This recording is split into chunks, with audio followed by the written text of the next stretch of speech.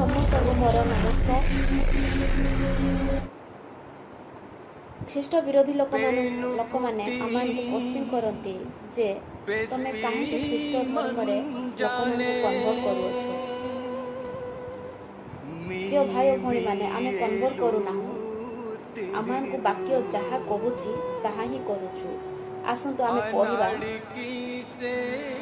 ରୋମୀ ତାର 1 ପର୍ବ 5-6 ପଦ।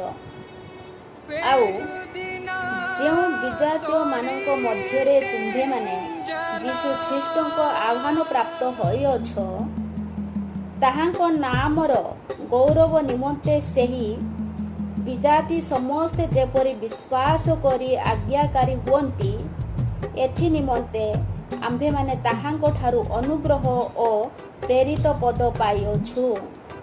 ଆମେନ୍।